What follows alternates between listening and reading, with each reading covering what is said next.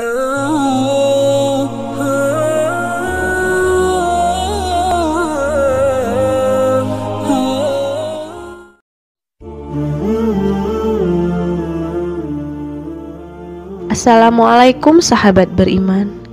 Kembali lagi di channel Lampu Hidayah Islam. Sahabat beriman, hidayah memang tak pernah terduga, bisa datang kapan saja dan kepada siapa saja. Hal itu dirasakan sendiri oleh Wendy Lofu. Pria dari etnis Tionghoa ini mengaku sudah memeluk Islam kurang lebih 7 tahun. Namun dia kembali mengucap 2 kalimat syahadat pada tahun 2018 setelah bergabung dengan Mu'alaf Center Indonesia. Alasannya kembali mengucap syahadat adalah karena sebelumnya dia hanya mengerjakan apa yang diperintahkan Allah Subhanahu wa Ta'ala saja, seperti sholat, puasa, dan berlebaran tanpa mendalaminya.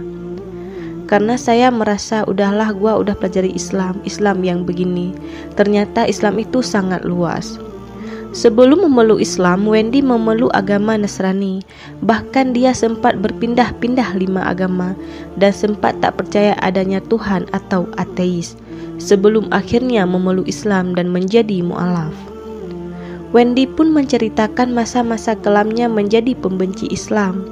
Bahkan awalnya dia masuk Islam bukan karena tersentuh dengan keindahan Islam, tapi dia mengaku masuk Islam karena keterpaksaan. Kemudian pada saat itu Wendy pun berpikir bagaimana cara menfitnah Islam tapi dengan bukti. Gua mencari celah dengan cara membaca Al-Quran, dan beberapa buku hadis yang saya beli saya mencari celah di situ. Saya membaca Al-Quran bersama 1-2 teman. Hal yang pertama kali saya cari adalah hal yang kemungkinan akan goal fitnahan saya adalah bagaimana caranya menghina dan memfitnah Islam, agar orang Islam pun membenci Islam itu sendiri, kata dia sambil sesekali menahan tangis.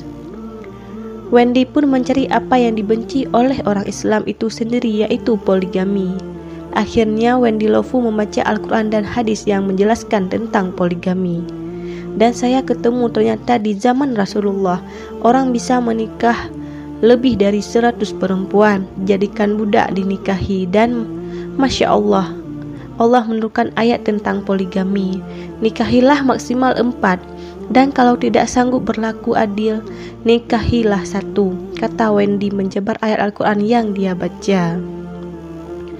Lanjut Wendy bercerita, sebelum memeluk Islam dia sudah khatam Al-Quran 3 kali.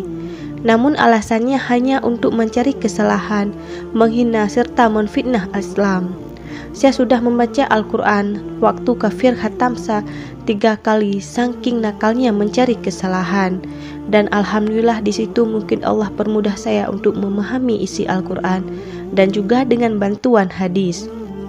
Saya sudah membaca Al-Quran waktu kafir khatam 3 kali, saking nakalnya mencari kesalahan.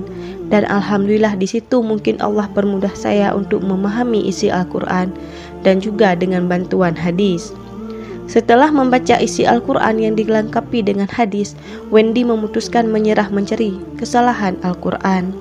Dan akhirnya isi Al-Quran saya lengkapi dari hadis-hadis yang ada. Dari semua isinya ada beberapa yang membuat saya menyerah untuk menyerang Al-Quran, terang Wendy Lofu.